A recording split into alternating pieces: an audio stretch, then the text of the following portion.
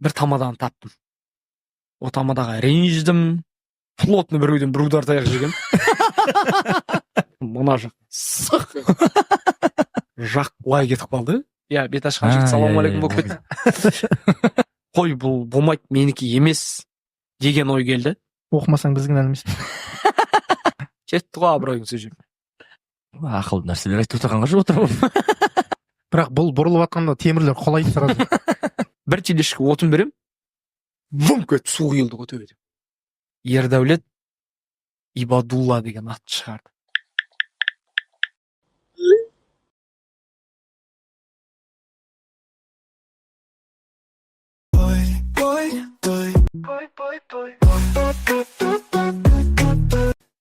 Баршаларыңызға қайырлы күн, құрметті достар. Ой-бой той подкастымыздың екінші шығарылымы, бірінші шығарылым қонақ Адылхан Тілеубай жақсы пікір жазған көрерменімізге 5000 теңге сыйы бар деген болатын. Енді бұл көрермен Адылхан өзі хабарласты.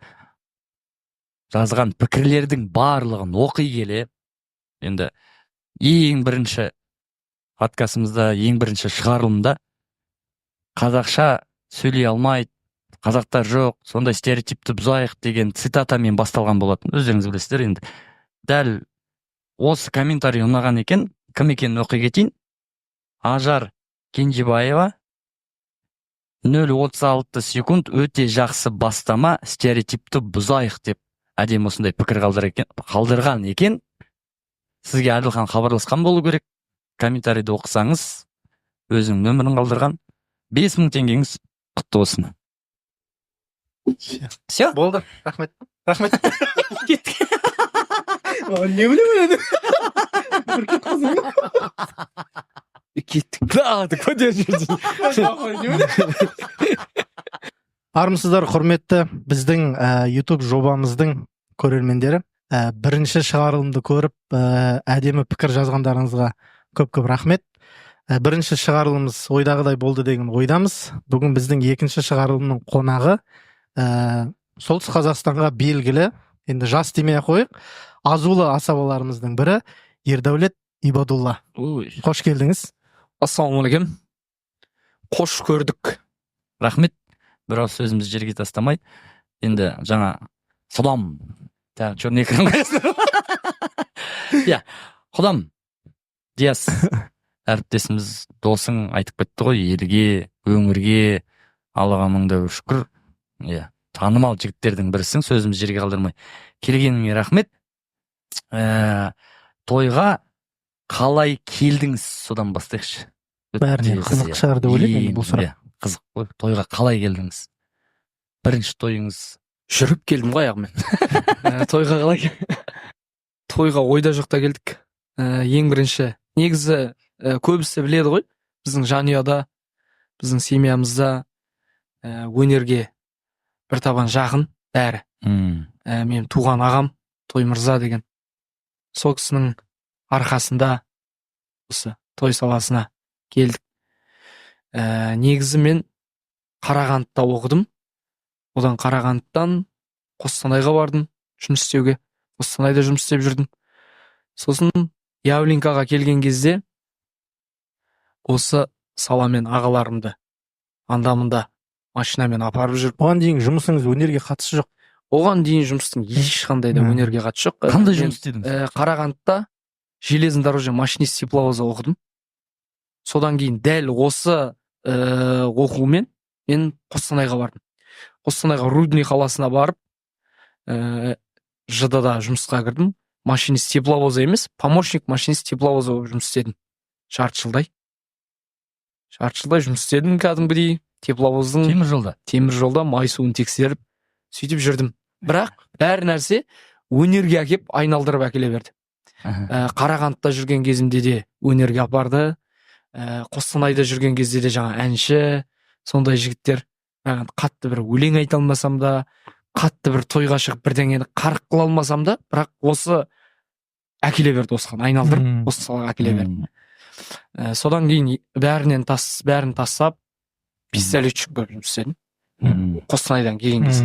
исеретчик болып жұмыс істедім да, бір 2 ай ма 3 айдай. Мгм. Содан кейін бір әкімнің шофері болып 15 күндей істедім. Өте ауыр жұмыс екен шофер. Мгм. Содан кейін барып дін культураға жұмысқа кірдім. Жұмысқа кірдім дегенде барып кел шауып кел болып жұмысқа кірдік енді бір Мгм. қатты андай емес, біреудің жаңағы фонаригін жағып жүретін деген сияқты. Сондай жұмысқа кірдік. Ал той саласына ең бірінші 2010 жылы ау деймін, по-моему. Ең бірінші басқарған тойым Явленкада сразу бірінші той үйлену той болды. Бірден сразу. Ол мынандай болды. Тойынан бірден. Иә, ол мынандай болды. Біз жаңағы мен той алдым. Аха. Бір таныс жігіт болды. Маған сен осындай сен команда. Ол кезде жоқ еді ғой мынандай ойбай реклама қарау, анағындай, мынандай тамада, андай тамада деген таңдау жоқ. Әйтеуір осы той саласына бүйтіп бір қатысы бар болса болды, саған айта салады. Сен ертең менің тойымда жаңа аппаратыңды әкелесің, өлеңіңді айтасың деген сияқты сондай айта салады. Сөйтіп айта салды бір жігіт. Сосын мен айттым болды. Ол жігіт айтты, бір телешке отын берем. Сосын қолыңа 15 мың теңге берем деді. Ол кезде 15 мың теңге деген Бұл 2010 жыл ма? 2010 ба, 2009 ба сол кездер. Жаңа үйленген жігіт білетін шығар енді. Бір машина. Бір машина отының ол кезде оның өзі бір 12 мың бекен, 15 мың бекен сол маңай. Мм. Сөйтіп жаңағы тойға мен тамада іздедім. Себебі мен өзім музыкант, әнші болып жүрдім. Жаңа аппаратымыз бар, кішігірім, пырқ-тырқ еткен будон деген. Сөйтіп Явленкада бір тамаданы таптым.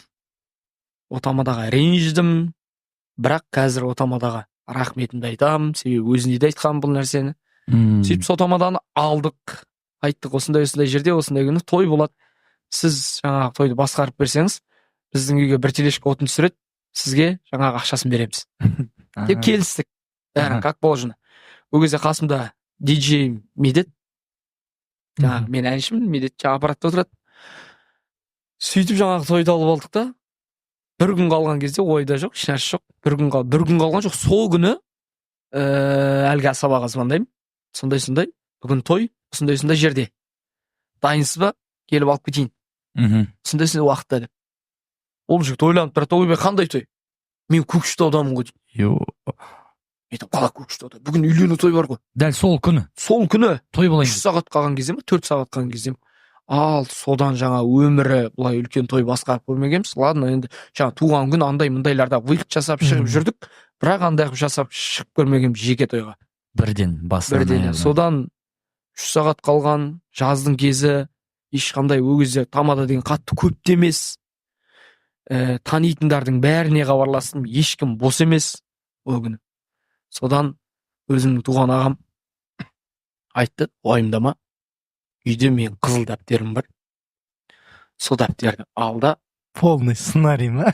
Полный сценарий дегенде жаңағы өлеңдер, нелер жазылған, сөздер жазылған. Ой кезде сөз ғой, основной. Қазіргідей ойбай, лет экран, шоу, моу, анау, мынау деген нәрселер жоқ. Иә. Сосын сол қызыл дәптермен біраз дайындалдым. Біраз дегенде 1 сағат па, 1,5 сағаттай дайындалдым, бүйтіп. Ал ендігі менің қатты қиналғаным үйлену той. Беташар. Ешкім жоқ. Мен жаңағы магазинге барып жатқанда бір жігітпен кездесіп қалдым. Сөйтіп ол жігіт бет ашады екен. Ауылда бірегінің бетін ашқан екен. Бірақ бұрын ашып жүрген бет, иә? Ауылда ашқан. Ауылда. Ауылда, өзінің ауылында ашқан бірегі бетті. Бірақ үлкен тойларда ондай қатты не қылмаған. Сөйтіп сонымен екеуміз әмбай-жамбай болып тойға келдік. Ақылдасып, киімін кигізіп, өзім киім киіп деген сияқты. Екеуміз тойға келіп, содан тойды бастадық. Беташар әдемі етті. Күшті. Кәдімгідей ол кезде жаңағы табаққа түскен ақшаның бәрін салып алады. Табаққа түскен ақшаны салып алып, иә, беташқан жігіт саламалейкум болып кетті. Содан әдемі кетті. Содан жаңағы қой бұл болмайды, менікі емес деген ой келді. Тойды өткізіп жатқан кезде қатты қиналдым. Сосын маған тойдың соңында кәдімгідей халықтың қолдауы, көбісі таниды. Ой, Ердәулет, рахмет, той күшті өтті, бәрі анау мынау дегеннен кейін кәдімгідей шабыт берді ма? Иә, шабыттанып, жігермен жинап, бәрін кәдімгідей. Содан дайындық басталды кәдімгідей. Айына бір тойдан, аптасына бір тойдан, бүйтіп. Иә, әдемі. Осындай екен ғой. Қазір елге танылып, республикаға танылып. Мен негізі ойлаймын бар ғой, көп асабалар асаба болып шығып кетуіне бір сондай бір себеп иә бір нәрсе бар көбіне. Мысалы менде де сондай себеп, сізде де сондай себеп қой енді деген. Иә, мен Бірден сонымен. менде де Бірақ сіздікі бірден жаңа үйлен той мен өте қиын екен. Мен туған күннен бастап. менің жаңағы бірне жерім дайындалмай бардық та о тойға. Ешқандай да дайындық болған жоқ. Ол кезде білесіздер, біз жаңағы мини дискінің дәуірін көрген адамбыз ғой. Тас дәуірінен келеді.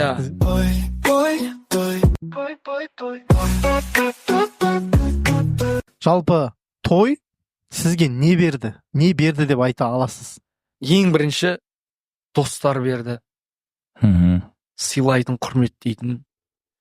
И жақсы таныстар берді. Ел көрдік тойдың арқасында. Жер көрдік. Қаншама жерге бардық. Қаншама халықпен араластық.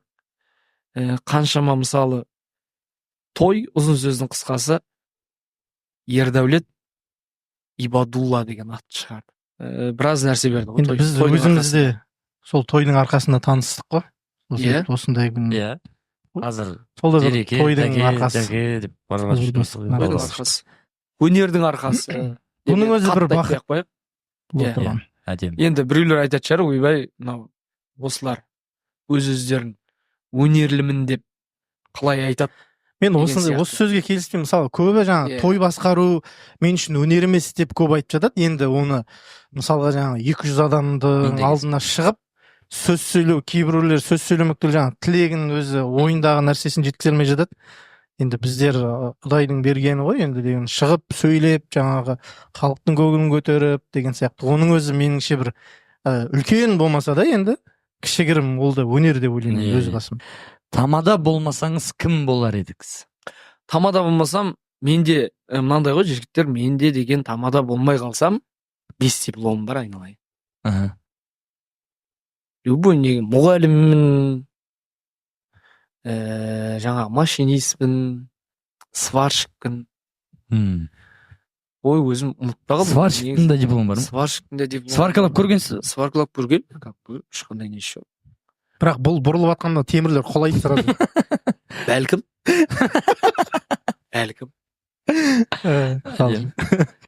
Ең есте қалған тойыңыз? Жаңа той деген жаңағындай ғой. Ұрған, боқтаған, неше түрлі нәрсе болды ғой.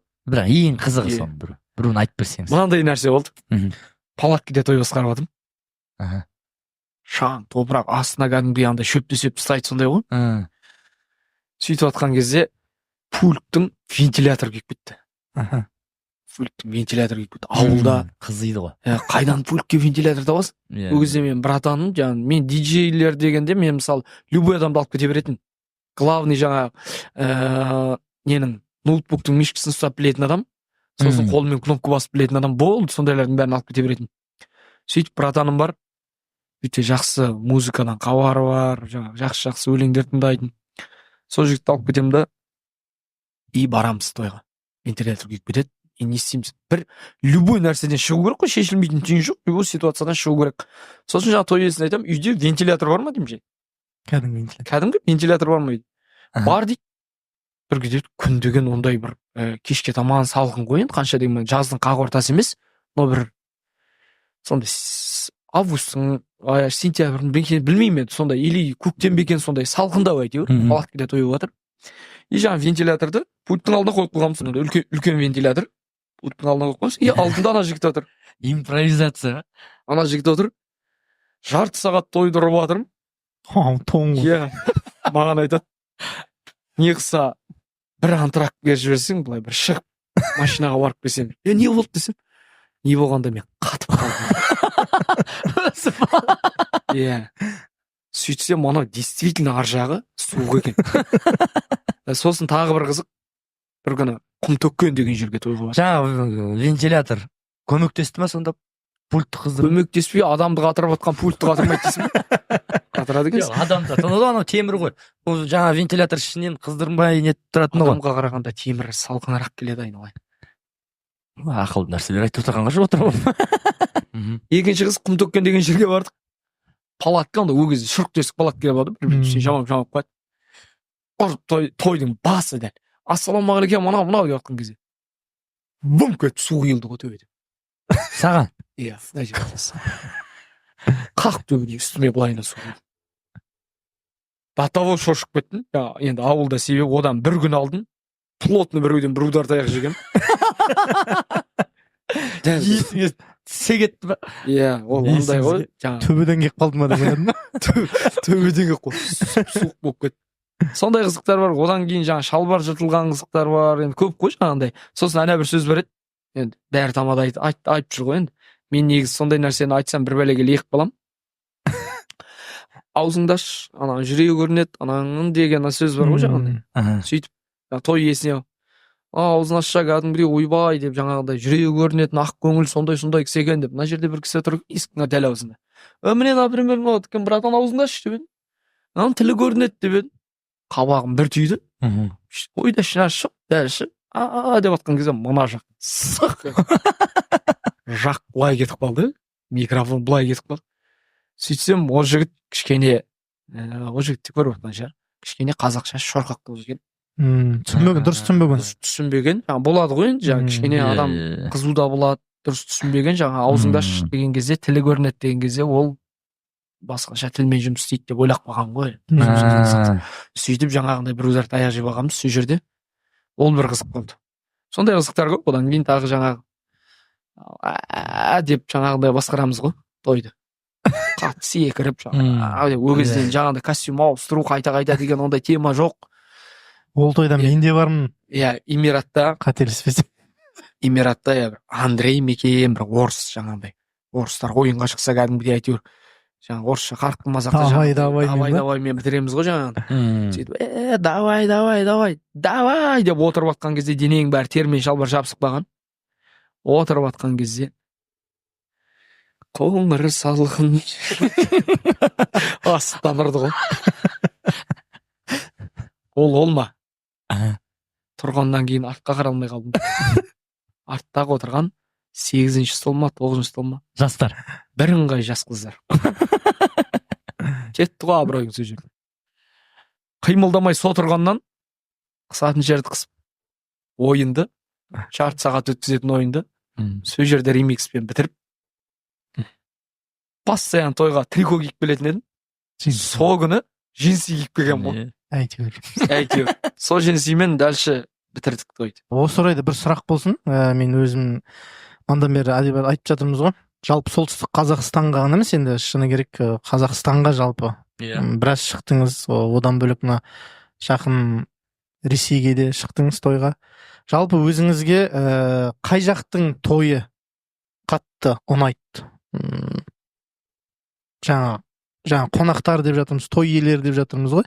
Енді мысалға әр жердің салты басқа деп жатады, иә, бір жерде. Сол сияқты өзіңізге қай өңірдің болмаса осы өзіміздің солтүстік Қазақстанның қай жерінің тойы өзіңізге қатты ұнайды? Сондай бір сұрақ болса. Енді мынандай нәрсе ғой. Жаныңа жақын нәрсе болады ғой. Арқаңды кеңге жайып өткізетін деген тойлар болады. Бұл қандай той? Енді білмеймін. Ауылдың тойлары, райондарға барған кезде мысалы да адам мынандай жаңа көбісі айтып жатады ғой. Халыққа байланысты. Тойдың көп несі халыққа байланысты. Біздікі де сондай ғой. Мысалы халыққа байланысты, бірақ тамадаға да көп байланысты. Тамаданың да жаңа бируі бар, басындағы соған байланысты. Ауылдық жерлерге барсам, мысалы, именно осы солтүстік өңірін айтайын мен. Солтүстік өңірі. Қостанай, Петропавл, Көкшетау, осы жақтың халқы өте қатты. Себебі мен осы жерде бастадым. Осы жерде өстім, өндім деген сияқты. Сосын осы жер уже жаныма жақын. Басқа жаққа барғанда не болады?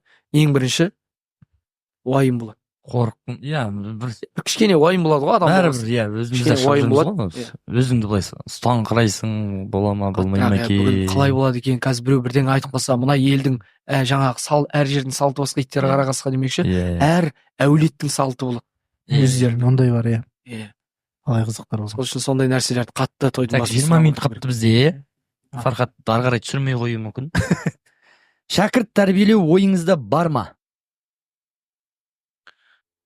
Енді ұнау. Шәкірт тәрбиелеу ойыңызда бар ма? Мүмкін бар шығар тәрбиелеп жүрген шәкіртіңіз. Енді шәкірт деп, лай деп, енді жаңағы әзілді шындай келтіріп бүйтіп әзіл деп айтамыз ғой жаңағы ойбай. Шәкірт анау мынау деп, бірақ білмеймін енді. шәкірт дейтін бір өзің мықты біраз жерге жетіп алуың керек қой бірінші. Сөйтіп ойлаймын, өзім енді біреуді бүйтіп тәрбиелеу үшін өзің біраз жерге жетіп алуың керек. Өзің бірдеңені білмей жатып, мынаны шәкірт қылып тәрбиелеп жатырмын деген ол қиын нәрсе. Бірақ шәкірт демей ақ қояйын, айналамда жаңағы айтып жатыр ғой, біраз жігіттің көзін аштық, біраз жігітке ел көрсеттік, біраз жігітке жер көрсеттік. Солай айналамда жүрген іні бауырларым біреу емес, біраз. Жалпы қазір білеміз, былтырғы 2024 жылғы той сезоны деп алайық былай, сол кезде өзі біздің өңірде жаңағы диско шоу өте бір сондай танымалдылыққа хит дейді ғой былай айтсақ. Былтырғы бір сезон хитовый бір болды, хиті болды. Жаңалық өте бір. Қызылжарда соны одан бөлек мына мысалға көрші Көкшетауға да өз әжептәуір мысалға деген өздерінің өнерлерін көрсетті біздің жігіттер. Сол жалпы дисконы құру қалай келді ойыңызға, оған не себеп болды? Өзім жаңағы ретро стильді қатты жақсы көрем. Сосын тойға мынандай стильмен выход қылып шығарсам ба екен деп ойлап жүрдім. Клем қойып, артына андай жазып қойып, жаңағындай Ямаха қойып, выходпен мен өзім оны біраз жігіттерге айттым. Өзім тойға осындай выходпен шықсам, жаңа костюм шешіп, киім ауыстыру деген енді былай шығып жатты ғой. Спортивтімен шықсам, бір ерекше болып, андай болсын, бір кішкене халықтың көңілін көтеру ғой біздің мақсат, ұзын сөздің қысқасы. Жігіттер емес, өзіңіз солай. Өзім тойға осы нәрсені кіргізгім келді. Сөйтіп осы нәрсені біраз жігіттерге айтып жүрдім. Осылай қылып істесем. Сөйтіп жүрген кезде біз жаңағы батыс өңірінде осындай топ құрылды.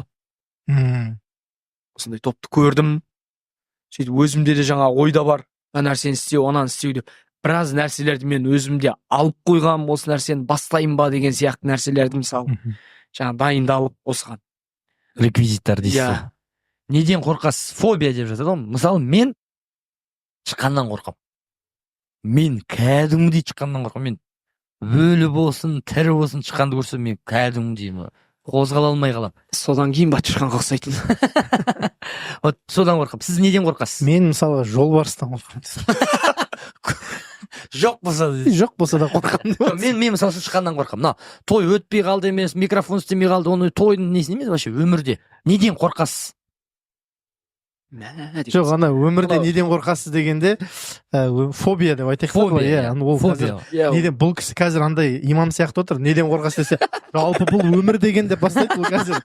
Анадан бүйтіп дұрыс не қылмасам қорқамын деген. Жыланнан қорқатын. Фобия. Мен ондай тірі жәндіктерден қорқпайды екенмін. Енді бірақ андай қатты бір ойбай, жаңа жолбарыс андай мен бүйтіп алысып көрген жоқпыз ғой. Одан по-любому қорқасың ғой, жек қоятын не болғанда. Мысалы, енді жаңа тышқаннан қорқамын деген адам табанмен бір баса салатын нәрседен қорқып жүрген адам сияқты екенсіз. Мен қараңғыдан қорқатын. Бала күнімде қараңғыдан қорқатын едім. Қараңғыда жалғыз өзім, мысалы далада қалып қойсам, артынан біреу келеді. Өз-өзімді мынандай басатын өлең айт. Айқайлап өлең айтып. Біразында болған сияқты ондай нәрсе. Айқайлап өлең айтып басады. Себебі мен бала күнімде мені сол үйдің баласы, үлкен бала, ол 18-ге толған, мені бірге жаңа далаға қонуға, мал бағуға алып кетеді. Ай дала. Жаңа қасқырлардың ұлығаны, ол жер сондай енді. Жаңа жыландардың жүгіріп жүргені, андай кетіп, борсықтың дауысы болады, андай баланың дауысы сияқты. Сондай дауыстар шығады. Сол жерде далада жатып, содан кейін жүрек страшно. Қазір қорқпайсыз? Қазір қорқпаймын. Қазір жан жақта қорыққан кезде өлең айтамыз. Жыландар жүгіріп жүреді. Жыландар жүгіреді. Жүгіреді, жорғалады, какая разница? Бір болмайтын адамдар екенсіздер бар ғой. Мен кеттім. Ал енді түсірейік дұрыстап. Дұрыстап түсірейік мынау жаңағы. Мен енді үйреніп жатырмын да себебі. Жалпы өзіңізді импровизатормын деп есептейсіз бе? Қанша пайыз импровизатормын деп ойлайсыз? Не ол импровизатор деген? Импровизация деген нәрсені білмейсіз бе? Не ол импровизация деген нәрсені білмейді. Өшіршін, мынауың дым білмейді екен. Отыра берсін.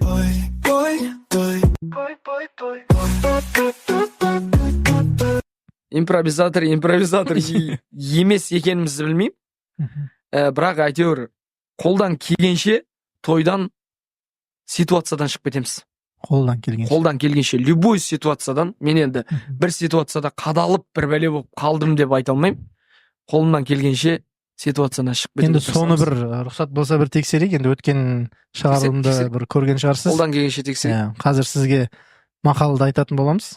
Сіз ең алдымен ары қарай өзіңіздің ойыңыздағы әдемі қызық қылып жаңа жалғастырасыз. Одан кейін енді егер де біліп жатсаңыз, сол мақалдың түпнұсқасын, яғни оригиналын білмейді.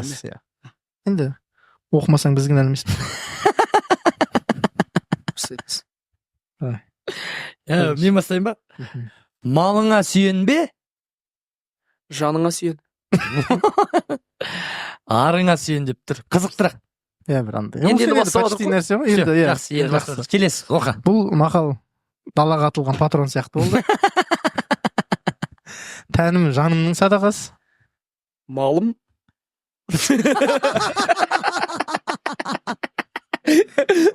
Мен қатты отыр ма? Қатты не бар. Білдім мен солай отыр. Жоқ, андай ғой, сен оригинал бірден осың келіп тұр ғой, ондай емес. Сол келіп тұр ғой сонда. Тәнім жанымның садақасы. Тым ситуациядан шыға алмайды екен, келесі. Өмір қартайса да, көңіл қартаймайды. Сен оригиналын айтып қойыптың. Соны айтып өзі бар ғой. Мен жаңа оқып отырмын. Су ағады, тас қалады. Қар жанады. Дұрыс қой, енді қалауын тауса қар жанар деген. Әдемі. Түп нұсқасын білесіз ба? Иә. Ал, қалай? Қалауын тауса.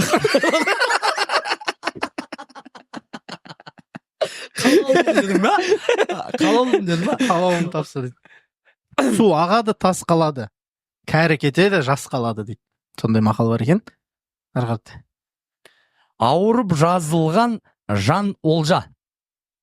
Ауырмай жазылған жан болмас.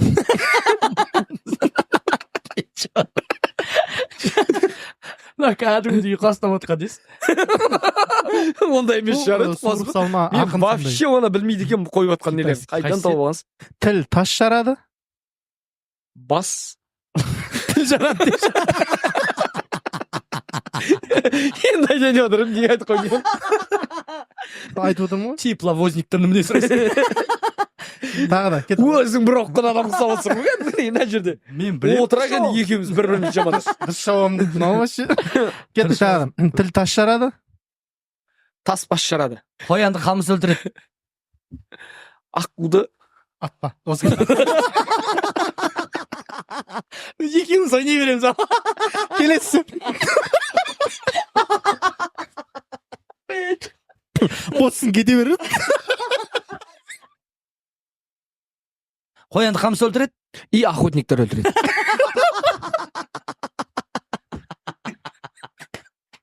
Рас қой. Осындай ма?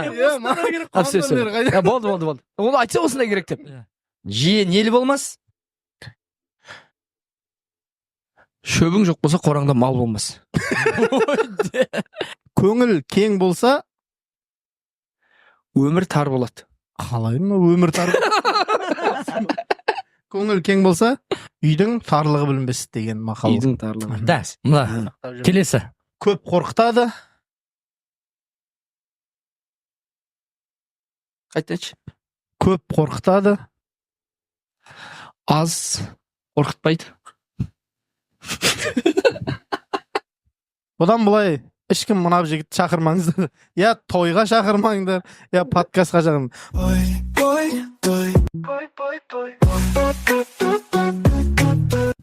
Көп рахмет. Енді импровизацияңыз жоқ екен десе. Тойдың ситуациясы бөлек қой, енді бұл жердегі бөлек, сондықтан Бүгін Ереке өзін ақылды ретінде көрсеткісі келді. Қумайтын, сондай әдепті екенін көрсеткісі келді. Өйткені үш бірдей камера қарап тұрғасында, еще бір мобилограф бар. Бірақ әдемі әзіл ғой бұның барлығы. Бұл сұрақ міндетті түрде болу керек. Қызылжардағы, солтүстік Қазақстандағы сіз үшін топ 3 тамада. Бірақ бүйтейік, 3-тен бастайықшы. Мен бірінші, екінші, үшінші орын деп айтпайын. Мен бүйтіп айтайын. Жоқ, бізге сол керек қой. Сапар, Спартак, Тоймырза деп айтайын.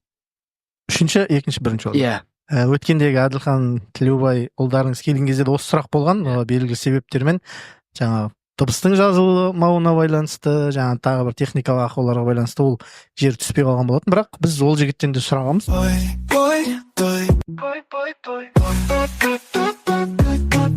Енді біздің осы шығарылым, жалпы осы біздің жобамызға өзіңіздің бір тілегіңіз болса. Той, бой, ой, ма қалай еді? Қайда келген білмейтін, ман, не үшін шақырдыңдар? Сөндіріңдер. Кеттік. Ой, той. Білем ғой, әдей айтып өтім. Екең түсіре берді. Бастамаларың әдемі, күшті. Солтүстік Қазақстан көріп отырған баршаларыңа осындай керемет жобаны бастап жатырған Диас пен Жанат мықты, күшті, алғашқылардың бірі деп айтуға болады бізде. Жаңағы көп жерлерге барамыз, көп елдерге барамыз. Не Петропавл десең, шошып кетеді, жаңа ойбай, сендерде де жаңа қазақша сөйлейтін адамдар бар екен ғой деп. Сөйтіп әдемі бастап атқан сендерге мың алғыс, рахмет, күшті. Істеріңе береке берсін. Құдай қаласа мықты, әдемі осындай жобалар шығара беріңдер. Бұдан да күшті әдемі нәрсе шығара беріңіз. Көп рахмет, уақытыңызды бөліп арнайы біздің шақырғанымызға келіп, өзіңіздің ойыңызды айтқаныңызға көп алғысымызды білдіреміз. Тілегіңізге рахмет, сізге де тойыңыз көп болсын. Осылай әрқашан солтүстіктің атын шығарып жүре беріңіз. Әрдайым қолдап жүретін жігіттердің бірісі. Көп рахмет. Елімізді, солтүстікті, Қызылжарды, мынау Қызылжардың асабасы екен деп танып жүр ғой, одан да биік белестерден тануға тілектеспіз. Құрметті көрермендер, біздер жалпы видеоның астына жазған барлық пікірлерді оқимыз. Өткен шығарылымда астында бірнеше бізге пікірлер жазылған болатын, соның арасынан бір пікір ұнады. Сұрақты сәл өзгертсеңіздер деген сияқты. Енді келесі келетін қонағымызға енді әзірге құпия болсын. Енді ол да той саласындағы азамат, бірден айтып қойық. Сол себепті сол келер қонағымызға қандай сұрақ қойсақ, соны бір жазып берсеңіздер, сол арасынан өзімізге ұнаған бір сұрақты таңдап, сол қонағымызға қоятын боламыз. Енді міндетті түрде. Өткен шығарылымда, бірінші шығарылымда Әділхан Тілеубай пікір жазған көрермендердің арасынан өзіне ұнаған пікірге 5000 теңге ойнатқан болатын. Енді Ердәулет мырза, сіз өзіңіз не ойнатасыз? Биыл дым жоқ. Мынау күшті әдемі нәрсе. Жаңағы оның өзі бір не ғой, қарап отырған кісілерге енді менің атымнан жаңағыдай 5000 теңге, 10.000 теңге деп айтпай ақ қояйын. Скидка дейсіз. Менің атымнан 40.000 теңге болсын. 40.000 теңге. 40.000 теңге. Сертификат. Сертификат беремін. Көрсетіп жүрейік. Әдемі. Керемет. Сіздерге тастап кетемін. Өздеріңіз Ердәулет атынан 40.000 теңге. Тамаша. Әдемі. Керемет. Пікір жазыңыздар.